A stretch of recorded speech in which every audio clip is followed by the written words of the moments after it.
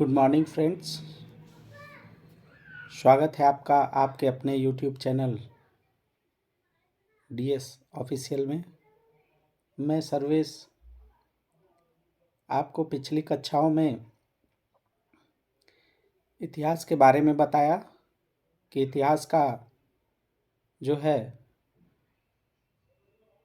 प्रारंभिक समय कैसा था, इतिहास में हमें क्या क्या देखने को मिला। तो हम लोग हड़प्पा सभ्यता तक पहुंच चुके थे। आइए आज देखते हैं हड़प्पा सभ्यता के जो है विकास और उनके क्रम के बारे में। तो जैसा कि आप लोग देख रहे हैं हड़प्पा सभ्यता, तो इसके बारे में मैं बता दूं आपको, यह एक नगरीय सभ्यता थी और यहाँ के लोग जो है नगरों और एक व्यवस्थित जो शहरी व्यवस्था होती है, नगरों में जो व्यवस्था होती है उसके अकॉर्डिंग जो है अपना जीवन यापन करते थे।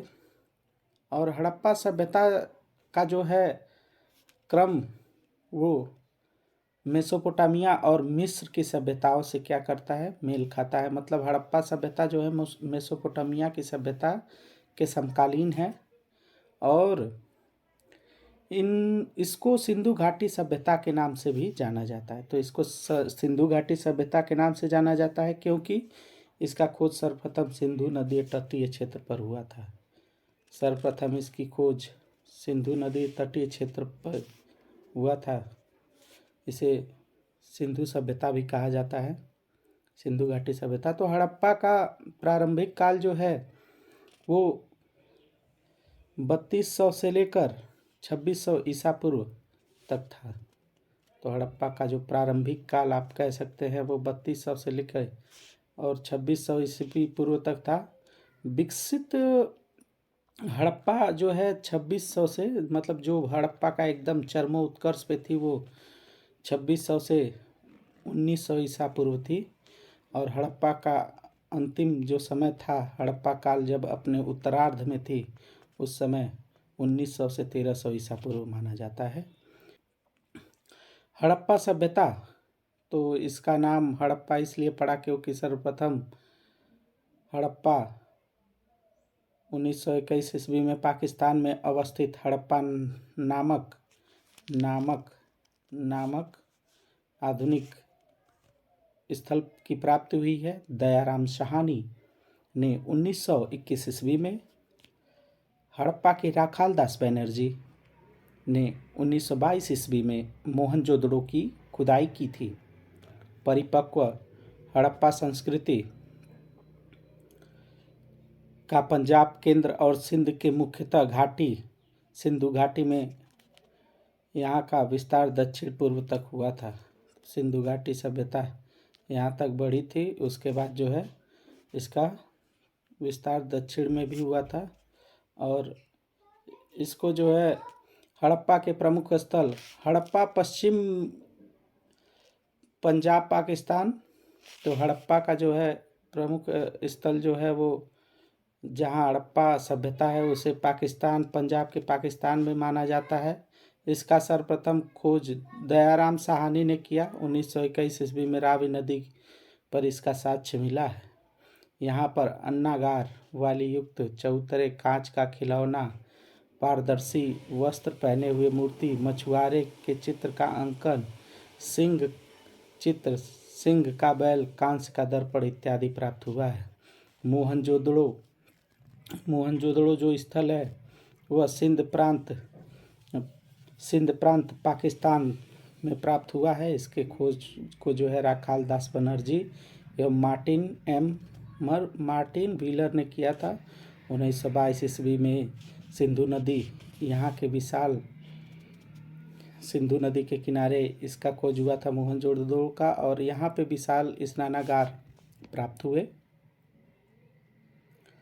और सभा भवन, अधिकांश भवनों में कुएं व स्नानागार, 16 मकानों का वैदिक काल में निर्मित नग्न मूर्ति की महिला और बूढ़ी एक दाढ़ी वाले पुजारी की मूर्ति भी प्राप्त हुई है। तो एक दाढ़ी वाले पुजारी की मूर्ति मिली है। इसके बाद जो है हड़प्पा के प्रमुख स्थल जो है, तो हड़प्पा के प्रमुख स्थल में लोथल अहमदाबाद गुजरात और रंगनाथ राव ने किया था गुजरात में। 1955 से 62 ईस्वी में प्रमुख नदी भोगवा के किनारे गोदीवाड़ा वृत्ताकार तथा चौकोर अग्नि वेदिका मिली है। हाथी के दांत, स्वर्ण आभूषण, दिशा मापक यंत्र, पारस की मुहर, घोड़े की मूर्ति, त्रियुगीन समाधि, चालाक लोमड़ी का चित्र आदि मिला है। चांदुदड़ो सिंध पाकिस्तान में नेक्स्ट मैकेंजी मजूमदार ने सन 1935 ईस्वी में सिंधु नदी के किनारे से मनके बनाने का एक कारखाना, बिल्ली का पीछा करते हुए कुत्ते तथा लिपस्टिक, कान की गाड़ी, वृत्ताकार गंगा, तीन गाड़ियाँ तथा मछलियों में अपने मुद्रा का बिल्ली का पीछा करते कुत्ता, लिपस्टिक एवं काजल पाउडर इत्यादि प्राप्त हुआ है। इसके बाद जो है हड़प्पा के प्रमुख स्थल में कालीबंगा, तो हनुमानगढ़ राजस्थान में जो है खोजकर्ता इसके है अलकनंद घोष और ब्रिजवासी लाल बीबी लाल एवं वी के थापर 1953 से 1960। घर के किनारे यहाँ जुते हुए खेत के साक्ष्य, भूकंप के साथ अग्नि एवं हवन कुंड, अलंकृतियाँ, ईंट, साक्ष्य, भूकंप के साथ अग्नि, हवन कुंड, अलंकृत ईंट, चूड़ियाँ, संभवतः के साथ फसल बोने के साथ लकड़ी की नाली भी मिली है, तो लकड़ी की भी नाली मिली है यहाँ पर।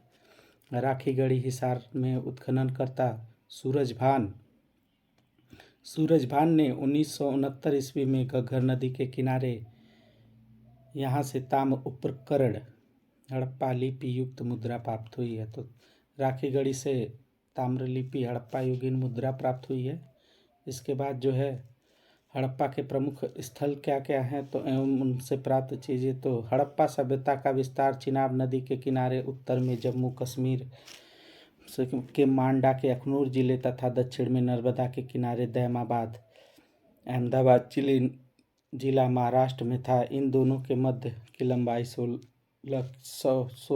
किलोमीटर नहीं, इस दोनों के बीच की लंबाई 1400 किलोमीटर थी लगभग।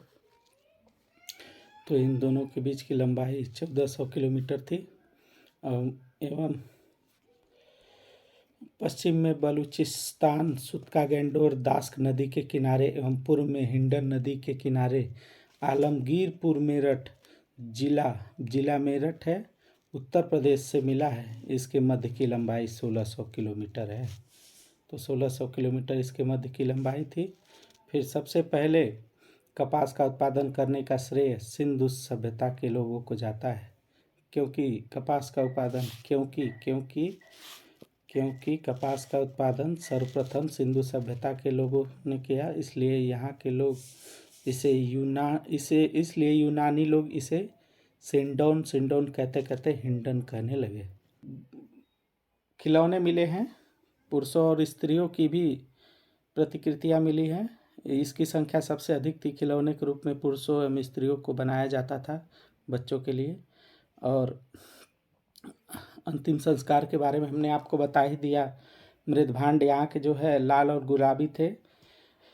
लोथल से प्राप्त एक मृदभांड है, ऐसा जो है किताबों में बताया गया है कि लोथल से प्राप्त एक मृदभांड पर जो है एक बच्चा है जो अपने मुंह में मछली दबाया है, और उसके बाद मुहरों में जो है यहाँ पे 2000 के आसपास मुहरें भी मिली हैं हड़प्पा संस्कृति में। इसके बाद प्रतिमाओं की बात कर ले तो यहाँ पे कांसे की नर्तकी भी मिली है। तो उद्भव और अवसान का जो एक अगर डेट माना जाए तो इसे हम कह सकते हैं कि 2500 ईसा पूर्व से और 1900 ईसा पूर्व। क्योंकि इसके बाद तो वैदिक सभ्यता का शुरुआत हो जाता है, जिसमें ऋग्वेद की रचना होती है। तो ये सब भी है। इसके बाद जो है हड़प्पा सभ्यता के लोग पंजाब, राजस्थान, हरियाणा और दिल्ली, उत्तर प्रदेश और जम्मू कश्मीर के क्षेत्रों में अत्यधिक दिखाई देते हैं। हड़प्पा काल में हल से जुताई करने का साक्ष्य राजस्थान में मिलता है। सिंधु सभ्यता के लोग गेहूँ, जावरिया, मटर, अनाज पैदा करते थे, जिसमें 9 प्रकार की फसलों का ज्ञान था। वे 2 किस्म का गेहूँ और जौ उगा जौ उगाते थे। इसके अतिरिक्त तेल और सरसों की भी खेती करते थे। तो सरसों की भी खेती करते थे ये लोग। इसके बाद हड़प्पा काल में पशुपालन का भी साक्ष्य मिला है, जिसमें बैल, गाय, भैंस, बकरी, भेड़, सूअर पालते थे। इसमें कुबड़ वाला सांड विशेष प्रिय था। इसके अतिरिक्त गधे और ऊँट भी रखते थे। कुत्ता एवं बिल्ली दोनों के पैरों के निशान यहाँ से मिले हैं, और शेर का कोई साक्ष्य इस सिंधु सभ्यता से नहीं मिला है। हड़प्पा कालीन शिल्प और तकनीकी। तो हड़प्पा कालीन लोग को तांबा और टीन को मिलाकर धातु से शिल्प बनाते थे। वहाँ राजस्थान की खेतड़ी से तांबे के खानों से तांबा मंगाया जाता था, एवं टिन को अफगानिस्तान से मंगाया जाता था। मोहनजोदड़ो में सूती के कपड़े मिले हैं, एवं वस्तुओं पर कपड़े के साक्ष्य भी मिले हैं। यहाँ पे सूती के कपड़े एवं साक्ष्य दोनों मिले हैं। इसके बाद जो है साक्ष्य दोनों मिले हैं। हड़प्पा सभ्यता में सामान्यतः कांसे एवं टीन को मिलाकर शिल्पियाँ बनाते थे। तांबा राजस्थान की खेतड़ी ताम्र खानों से मंगाया जाता था, टीन को अफगानिस्तान से। मोहनजोदड़ो से भुने हुए सूती के कपड़े का टुकड़ा मिला है, तथा कई वस्तुओं पर कपड़ों के निशान देखने को मिलते हैं। यहाँ पर ईंटों की विशाल इमारतें दर्शाई गई हैं। हड़प्पा के लोग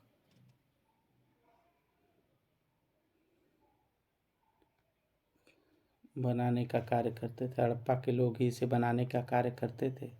मिट्टी की मोहरें एवं मिट्टी की तितलियाँ बनाने का महत्वपूर्ण काम था उनका। मिट्टी के खिलौने, गुड्डी गुड़िया। तो सोनार हड़प्पा कालीन जो शिल्पी में सोना,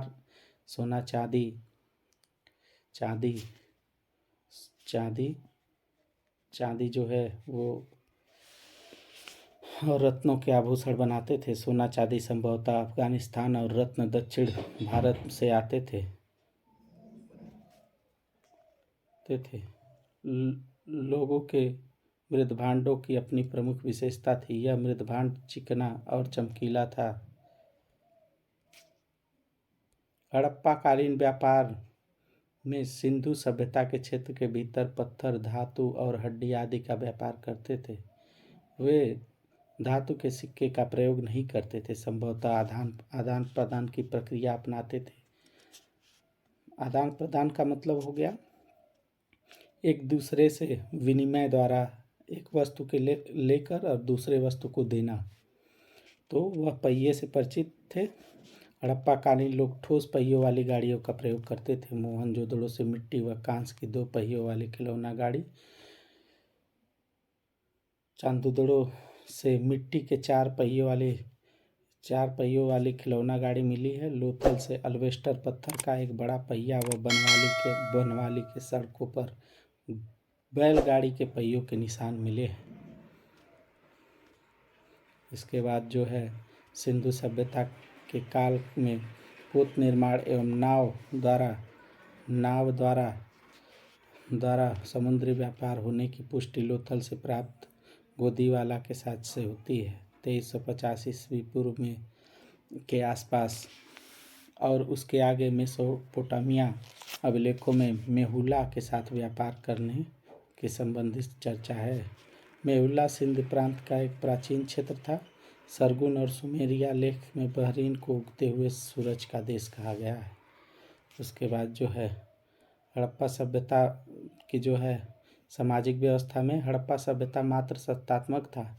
नगर नियोजन, दुर्ग, मकानों के आकार व रूपरेखा तथा शब्द अपनाने के ढंग को देखकर प्रतीत होता है कि सिंधु सभ्यता के लोग अनेक वर्गों जैसे पुरोहित, व्यापारी, अधिकारी, शिल्पी, श्रमिक व में विभाजित था। यहाँ के लोग युद्ध में कम एवं शांति पर अधिक बल देते थे। मनोरंजन के लिए इनके पास पासे का खेल, शिकार, नृत्य, धार्मिक उत्सव, लड़ाइयाँ एवं समारोह समय समय पर धूमधाम से मनाया जाता था। कांसे के हैं डंडे, यहाँ पे कांसे के डंडे भी प्राप्त हुए हैं। यहाँ पे ऐसे कांसे के डंडे भी मिले हैं एवं मोहनजोदड़ो में जो है सीप और हाथी के दांत भी मिले हैं यहाँ से। उसके बाद जो है सुतका गेंडोर में तराजू भी मिला है यहाँ से, सुतका गेंडोर से। उसके बाद जो है तो यहाँ के लोग मृत भांडों का अधिक प्रयोग करते थे। तो हड़प्पाई लोग जो है कुम्हार के चाक का उपयोग करने की अधिक कुशल थे। मतलब चाक द्वारा जो है मिट्टी को बनाते थे।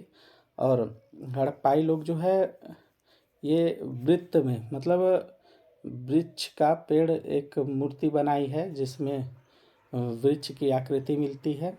और लाल गुलाबी मृत भांडों का सबसे ज़्यादा प्रयोग इन्होंने किया। और वृक्ष पर जो है मुंह में मछली पकड़े हुए एक पक्षी को दर्शाया गया है। यहाँ पे जो है एक साक्ष्य मिला है। एवं चालाक लोमड़ी को भी दर्शाया गया है। यहाँ के जो लोग जब मर जाते थे तो यहाँ के समाधान के लिए, मतलब उनको दाह संस्कार के लिए, इनमें जो है शव को जो है पूर्ण रूप से जलाने के बाद जो है भस्म आवेश जो है एक मिट्टी के पात्र में रखकर और उसे दफना देते थे, जो हिंदू रीति रिवाज की प्रथा से मिलता है। और संभवतः यह सबसे प्रमुख प्रथा थी उन लोगों की। और उसके बाद जो है समाधि के बाद जो है इसमें, तो समाधि के बाद इसमें शव को भूमि में भी दफनाया जाता था। कुछ पूर्ण समाधि के बाद जो शव होता था उसको भूमि में भी दफनाया जाता था। आंशिक समाधियाँ, तो अधिक समाधियों में इनमें पशु और जो है पक्षी हो गए आपके, पशु पक्षी, और खाने के बाद शेष बचे भाग को भूमि में दफनाया जाता। मतलब पशु पक्षी के लिए छोड़ देते थे। जब पशु पक्षी उनको खा जाते थे तो उसको ज़मीन में ये लोग दफना देते थे। ये इनकी ऐसी प्रथा थी। और अधिकांश समीकरणों में जो है इनमें पशु पक्षियों को खाने के बाद शेष वही दफना देते थे। और सामान्यतः ये लोग उत्तर से दक्षिण के क्रम में, मतलब सिर दक्षिण की तरफ रहेगा और ऐसे उत्तर दक्षिण के क्रम में लिटा कर और दफनाते थे। और जो है यहाँ के अगर उद्भव अवसान, मतलब यहाँ का पतन कैसे हुआ, तो कई लोग जो है इसके भूकंप का कारण मानते हैं कि सिंधु सभ्यता में भूकंप आई होगी या फिर बाढ़ आया होगा जिसके कारण सिंधु सभ्यता का अंत हो गया।